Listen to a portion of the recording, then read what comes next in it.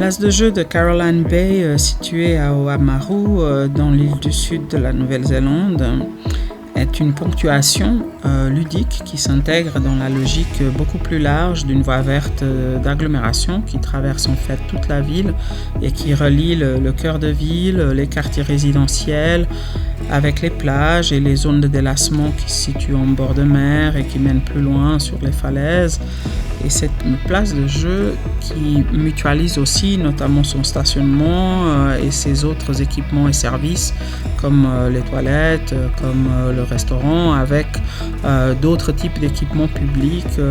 Il y a pas loin la piscine, aussi directement sur site la place des fêtes dans lesquelles se passent les grands événements organisés par la commune. Donc il y a vraiment une grande logique de perméabilité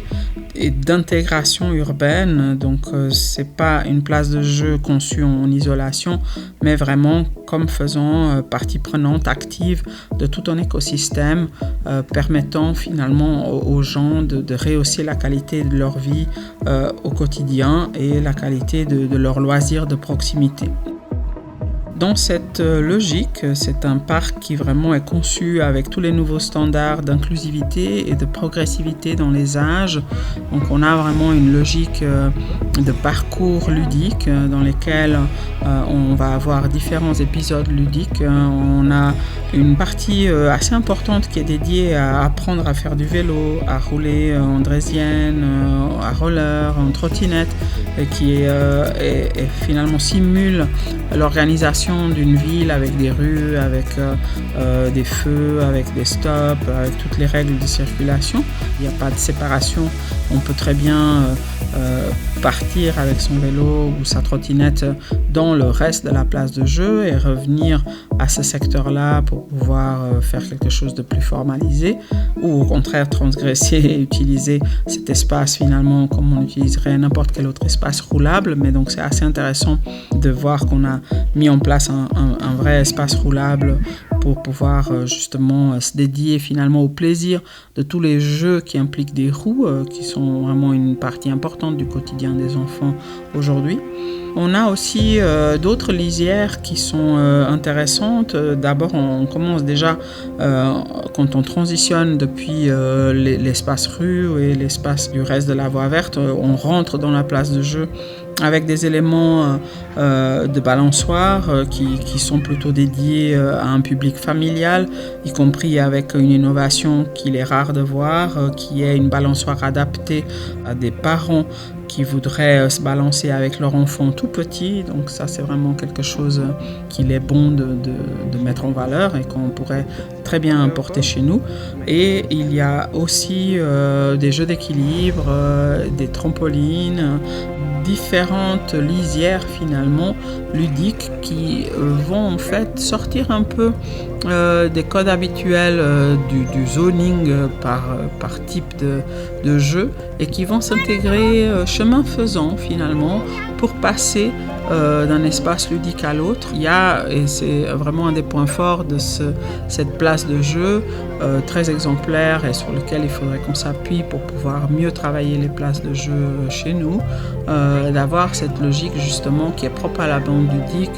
de jouer chemin faisant, de pas forcément attendre d'être à destination pour jouer, mais plutôt d'être dans une logique où je joue déjà dans la lisière et je vais jusqu'au cœur de la zone de jeu et je vais pouvoir jouer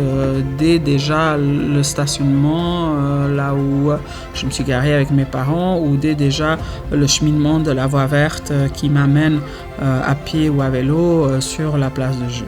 Donc il y a une logique finalement qui est aussi très accueillante pour les spectateurs, avec une logique de randonnions successifs où on va avoir des régimes d'engagement différenciés. Il y a beaucoup d'espace pour accueillir les familles, les parents et des personnes même qui n'auraient aucun rapport direct avec ceux qui sont en train de jouer. Il y a beaucoup d'espace aussi dédié au pique-nique, à boire et à manger. qui permettent de pouvoir faire des barbecues, de pouvoir se poser en mangeant tout simplement ce qu'on a apporté. C'est aussi un plus pour pouvoir inclure des moments de repos, inclure des moments de pause dans le jeu et permettre aux gens finalement de passer plus de temps, de rester plus longtemps et permettre finalement aux enfants de repartir de plus belle, réutiliser pour un round toute la place de jeu. C'est une place de jeu qui incorpore aussi des jeux d'eau, donc avec vraiment un élément de fraîcheur qui est assez présent, avec une pataugeoire qui en l'occurrence n'était pas encore à l'usage parce que c'était pas l'été lorsque j'ai eu l'occasion de visiter, mais qu'on voit qui est vraiment prisé vu ses dimensions généreuses et vu son implantation toute proche des bistrots. Il y a quelque chose qui est intéressant et qui peut être utilisé aussi en lien, en complémentarité avec la plage qui est pas loin. Caroline Bay est une plage, il y a donc toute une partie qui est, disons, dédiée évidemment à toutes les fonctions d'une plage classique, mais en arrière-plan, lié à ce parking, on a cette place de jeu-ci qui pour le coup peut être utilisée avant ou après la plage, une journée à la plage, une autre journée à la mer. C'est intéressant aussi de voir que on a profité de microtopographie pour pouvoir intégrer des éléments qui sont liés à l'histoire du lieu, notamment une réplique à l'échelle 1:1 du phare qui existe, qui est un phare historique qui est lui sur la trame verte un peu plus loin. Donc les enfants peuvent finalement s'appuyer sur cet imaginaire qui est déjà un imaginaire qui appartient à leur ville et renouer avec l'histoire civique de leur ville par le jeu. La chose aussi qui est assez salutaire dans ces espaces de jeu, c'est qu'on a toute une partie qui est dédiée à des jeux d'adresse, à des jeux qui demandent une grande capacité physique, des jeux de grimpe, des jeux où il faut courir et sauter et s'accrocher et monter et descendre, beaucoup de strength training au sens large, mais aussi des jeux qui sont d'écoute, il y a des jeux sonores, il y a des jeux d'équilibre qui vont permettre aux enfants aussi de ralentir et de pouvoir jouer de façon plus calme, pouvoir aussi rentrer dans des récits entre eux. Ça, c'est quelque chose qui est vraiment aussi à saluer comme étant bénéfique pour pouvoir finalement ramener plus d'inclusivité dans la façon dont les enfants peuvent jouer aujourd'hui dans la ville et être dans une logique où on active le corps, mais de beaucoup de manières différentes. Il y a beaucoup de jeux collectifs dans cette place de jeu. On voit qu'il y a énormément d'interactions entre les enfants, du fait même qu'il y a beaucoup de balançoires qui permettent de se mettre de façon collective à jouer. Il y a beaucoup de jeux de cachette. Il y a beaucoup d'éléments qui vont permettre finalement des interactions fortes avec des enfants d'âges différents. Ça, c'est vraiment à saluer. C'est pas quelque chose qui est toujours réussi dans les bandes ludiques et qui ici est vraiment très très réussi. Cette progressivité dans les âges, cette progressivité dans les genres aussi. On voit que les enfants se mélangent beaucoup. Garçons et filles jouent souvent ensemble parce qu'il y a des jeux non genrés comme les trampolines par exemple, qui vont vraiment permettre aux enfants de se succéder, de se mélanger indépendamment de leur âge ou leur capacité physique.